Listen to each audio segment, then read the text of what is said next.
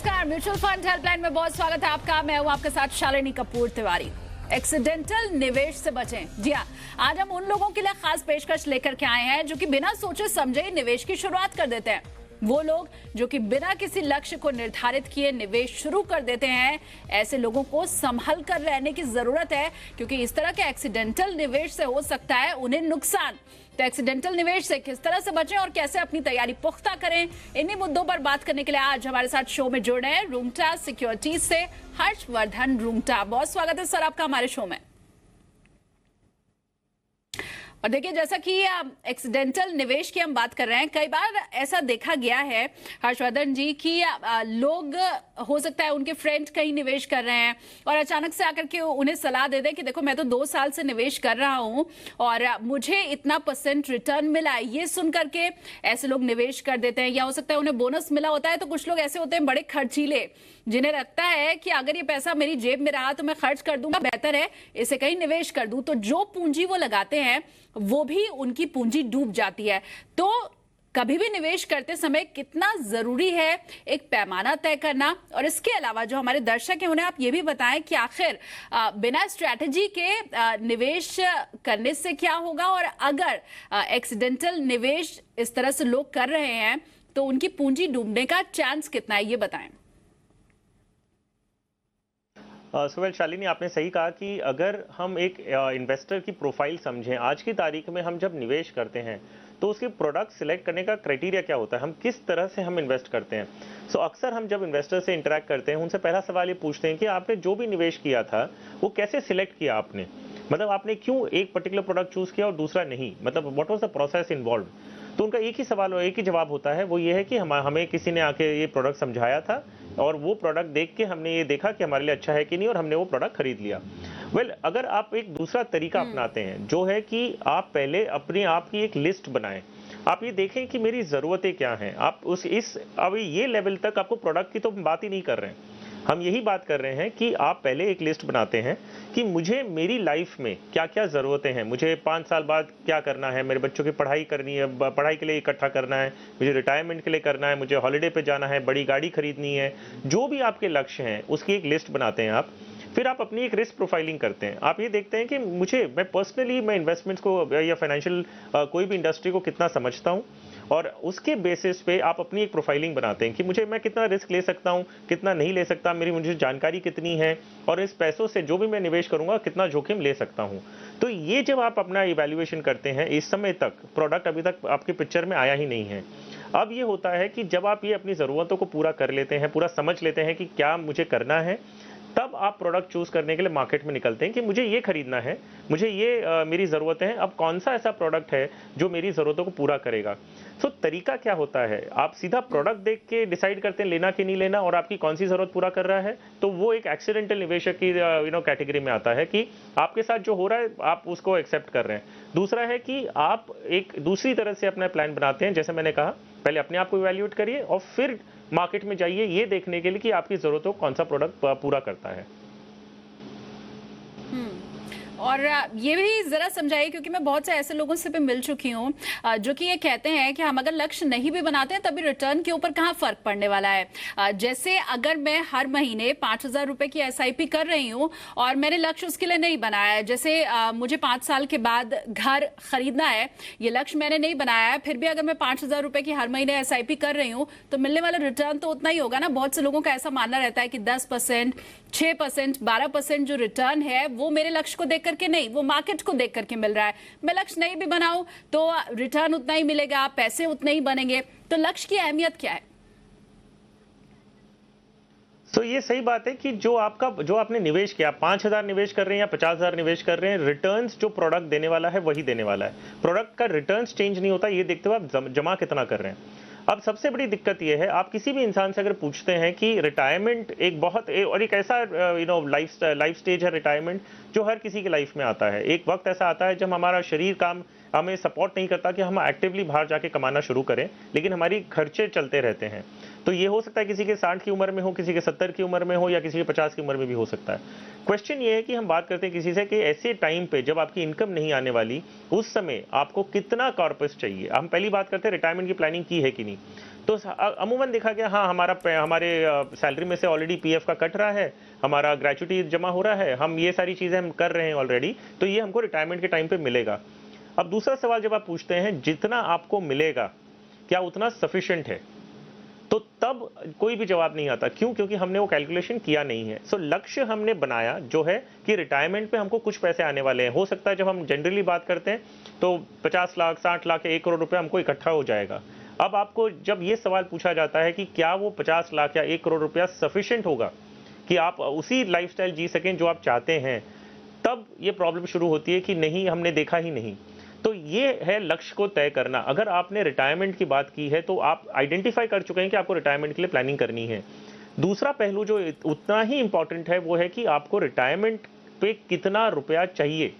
तो ये इसको बोलते हैं identifying your goals and quantifying your goals. जब तक आप अपने लक्ष्य को क्वांटिफाई नहीं करेंगे, आप 5,000 से एसआईपी शुरू तो कर लिए, लेकिन पता चला 5,000 रुपया इनसफिशिएंट है, क्योंकि जितना आपको चाहिए उसके लिए आपको 20,000 रुपया जमा करना था। और फिर आप वो पहलू पे पहुंच जाएंगे, रिटायरमेंट पे पहुंचे, और तब आपको पता चला कि आपका जो कॉर्पस है वो कम है, आप कुछ भी नहीं कर पाएंगे। दूसरी बात है, आप उसको उस समय आपको ऐसा लगेगा कि मुझे पहले पता होता तो शायद मैं 20,000 रुपया जमा करने की ताकत थी मुझ में, लेकिन मैंने 5,000 से जमा करके खुश रहा। सो लक्ष्य को आइडेंटिफाई करना और क्वांटिफाई करना उतना ही जरूरी होता है।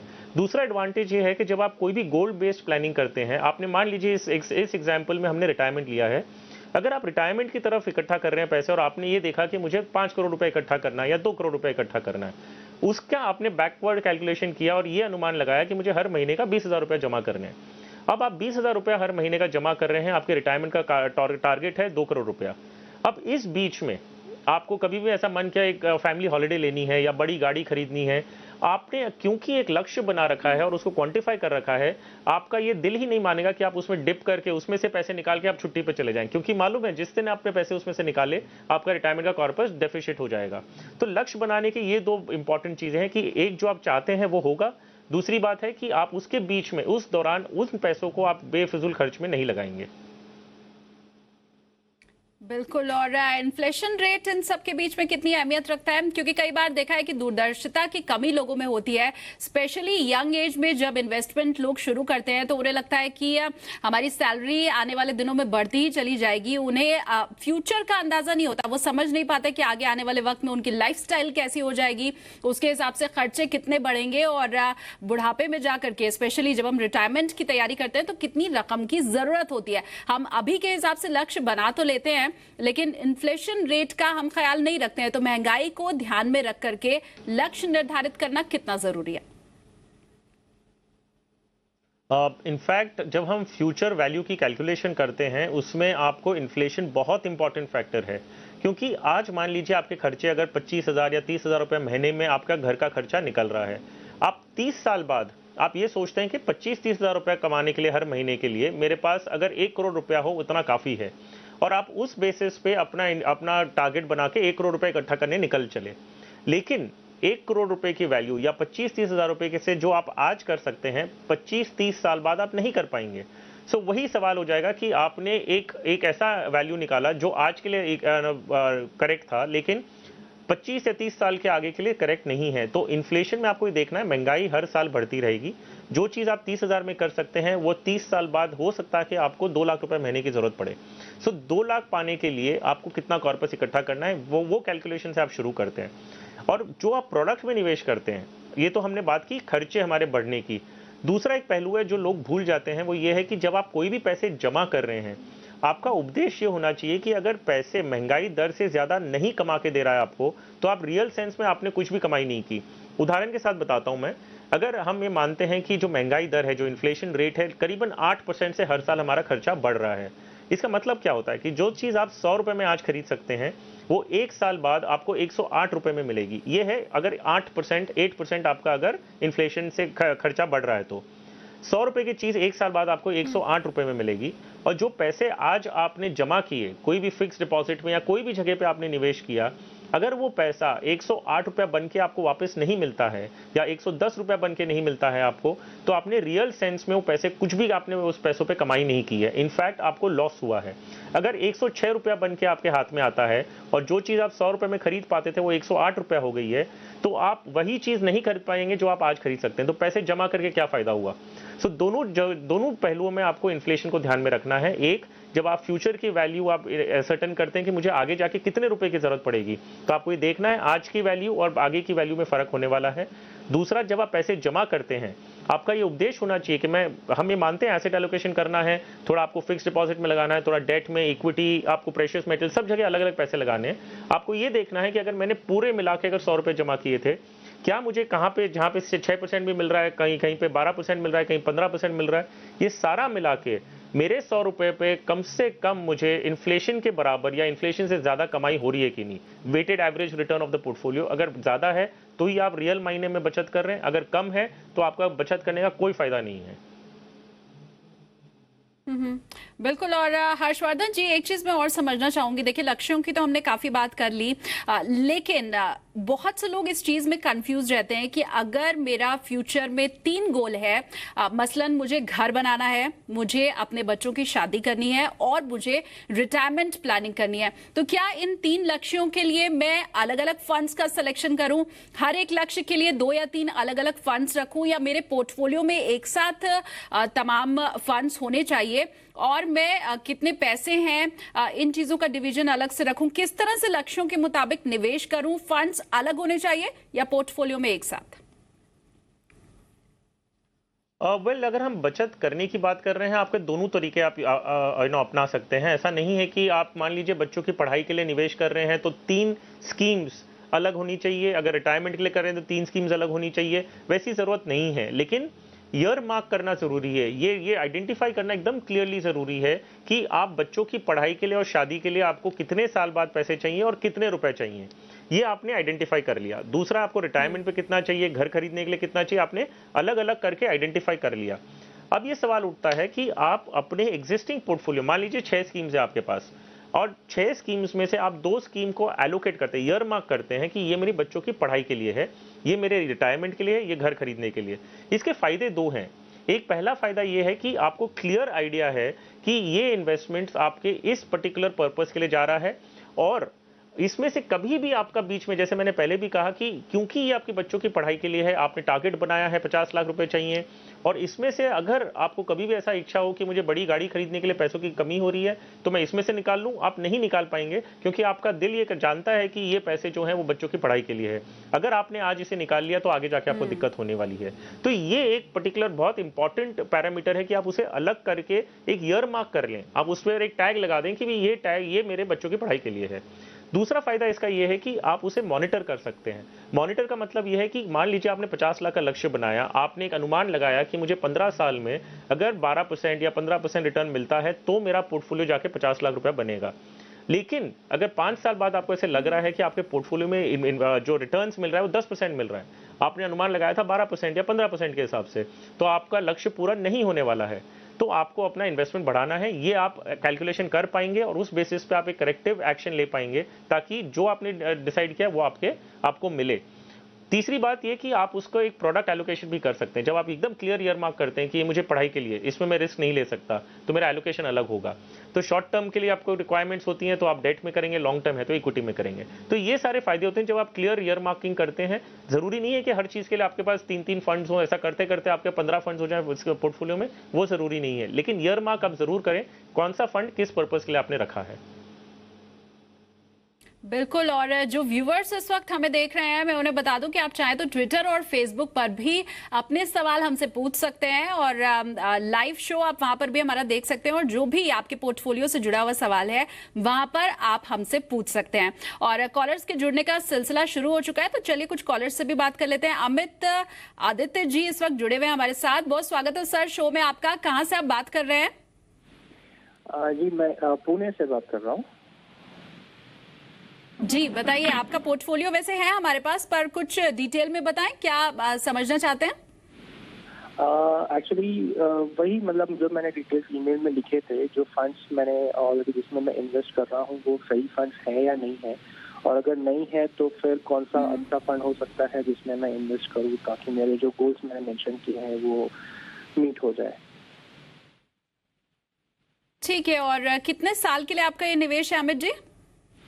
It's a long term basically, मतलब for child education I was planning maybe 8 to 10 years। ठीक है, हर्षवर्धन रूंगटा आज हमारे साथ शो में बताएंगे कि आपका पोर्टफोलियो कैसा है। हर्षवर्धन। वेल अमित जी, आपके पोर्टफोलियो में आपने 9,000 रुपया निवेश कर रहे हैं हर महीने का और 20 लाख रुपया चाहते हैं करीबन 8 साल के बाद। अगर हम एक अनुमान लगाते हैं करीबन 14% CAGR के हिसाब से, अगर इक्विटी पोर्टफोलियो ग्रो करता है एक SIP का, तो आप शॉर्ट हो जाएंगे, मतलब आपको पूरा लक्ष्य आप पूरा नहीं कर पाएंगे। तो उसके लिए आपको 12,000 रुपये महीने का करना होगा, तो आप कंफर्टेबली अपने टारगेट के अंदर में रहेंगे। आप 12,000 अभी कर सके तो अच्छी बात है, नहीं कर सके तो 9,000 रुपये से कंटिन्यू करिए, आगे जाते हुए बढ़ा लीजिएगा। और आपके पोर्टफोलियो में भी थोड़े चेंजेस करने की जरूरत है। तो आपका 9,000 या 12,000 जो भी आप निवेश कर रहे हैं, तो मैं 12,000 का एग्जाम्पल लेके फंड डिवाइड कर देता हूं। अगर 9,000 है तो उसमें 3,000 कर लीजिएगा, 12,000 है तो तीनों फंड्स में 4,000 रुपए कर लीजिएगा। बिरला फ्रंटलाइन इक्विटी जो आपके पास ऑलरेडी है उसे कंटिन्यू करिए, उसमें 4,000 रुपए कर लीजिए। एक एक्सिस ब्लू चिप फंड अपने पोर्टफोलियो में जोड़िए, उसमें 4,000 रुपए, और ICICI Pru multi cap fund, इसमें 4,000 रुपए ऐड कर लीजिए। तो आपका Reliance growth fund and Reliance small cap fund को मैं सजेस्ट कर रहा हूं कि आप बंद कर दीजिए। उसकी जगह पे आप 2 funds, axis blue chip fund और ICICI मल्टी कैप ऐड करें। इस पोर्टफोलियो को अभी आप नेक्स्ट 2 साल बाद रिव्यू करें, उसे पहले करने की जरूरत नहीं है। चलिए, तो all the very best Amit ji, आपको सलाह भी मिल गई है और कुछ इसी तरीके से इन्वेस्टमेंट भी अगर आप आगे जारी रखेंगे तो आपको फायदा भी मिलेगा। और एक ईमेल शामिल कर लेते हैं इस वक्त प्रोग्राम में। हमें मेल भेजा है अनु तोमर ने, और उम्र इनकी 27 साल है। कुछ लक्ष्य इन्होंने बताया है, 5 साल के बाद 20 लाख इन्हें चाहिए, इसके बाद 10 साल में 35 लाख की जरूरत है, और 20 साल के बाद 2 करोड़ रुपए की इन्हें जरूरत पड़ेगी। और इनका कहना है कि ये गवर्नमेंट के एम्प्लॉय हैं। काफी सारे फंड भी इनके पोर्टफोलियो में है। नाम हर्षवर्धन आपके पास भी इन तमाम फंड्स का होगा। PPF में भी इनका निवेश है, NPS में भी निवेश कर रहे हैं, LIC जीवन आनंद इनके पास है। इसके अलावा तमाम इक्विटी फंड्स और बाकी दूसरे फंड हैं इन्होंने अपने पोर्टफोलियो में शामिल किए हुए। और इनका ये पूछना है कि क्या पोर्टफोलियो में जो फंड्स इन्होंने जोड़े हैं वो सही है या फिर नहीं है। स्मॉल कैप के ऊपर भी इन्हें राय चाहिए, और स्मॉल कैप से 5 से 10 लाख किस तरह से इन्हें मिल सकते हैं ये जानना चाहते हैं, बताइए।